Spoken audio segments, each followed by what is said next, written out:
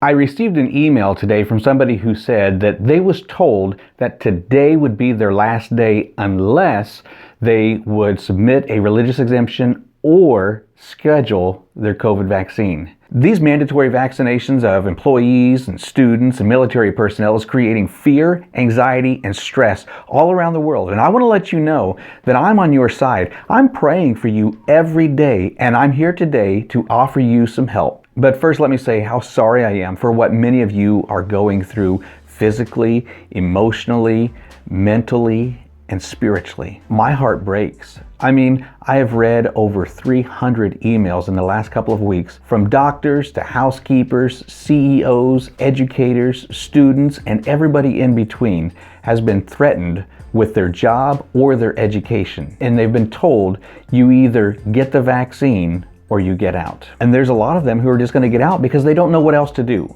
And today I want to share with you 3 things that you can do starting right now.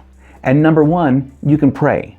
Now, I don't say that flippantly, and I want you to stick with me for just a minute as I explain to you what Paul means when he says in Philippians 4:6 to not worry about anything, but pray about everything. Now, in the original, the reading should be, stop worrying.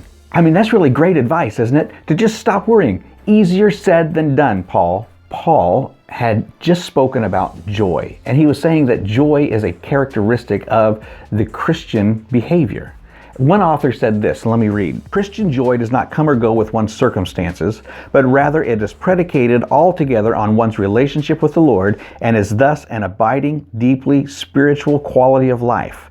Joy is based on one's relationship with the Lord. Now, Paul follows joy with anxiety. And I want to ask you, what do you suppose are the most common causes of anxiety? According to Jesus in Matthew chapter 6, it's life in general, clothing, food and drink, and the future. All these things are causing anxiety today because there are many places that are beginning to say, if you don't have your COVID card, you can't shop here. So we're wondering where we're going to get our food, where we're going to get our clothing, where we're going to get our drinks. And according to the Bible, things are only going to get worse before they get better. And then there's the fear of the future. I mean, really, we have no idea what to expect next, do we? Prayer is the cure for anxiety. And it's not because we make light of our troubles, it's because God is greater than our troubles. We need to understand that and we need to embrace that. Paul urges the Philippians and he urges us to release our anxiety through the means of prayer. So it's as if he's saying that whatever it is that's creating the anxiety in your life, whatever it is that's creating the stress in your life, he says to submit that to God in prayer.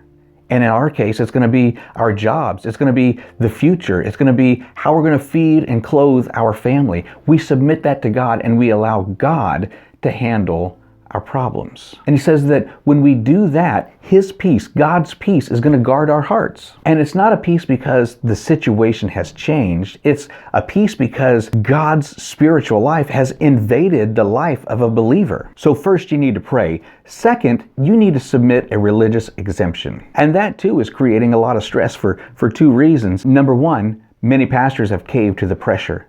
They've either gotten the vaccine or they will not stand behind their church members and sign a letter of religious exemption. Now listen, your personal belief is a personal belief. Your personal belief is what you believe God is speaking to you through His Word and through His Spirit.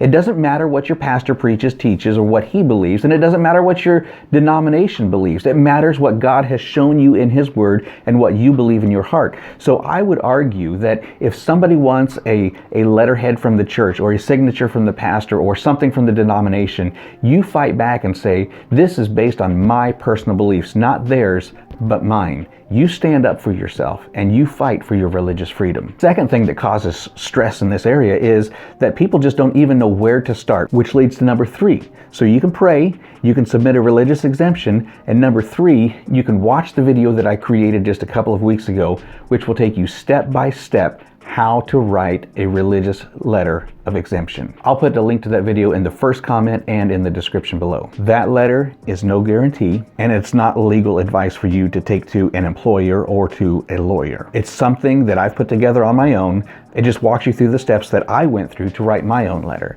That video is 5 minutes long and has become a great relief for a lot of people. And it needs to be a great relief for you as well. May the Lord bless you as you fight for your religious freedom. God bless.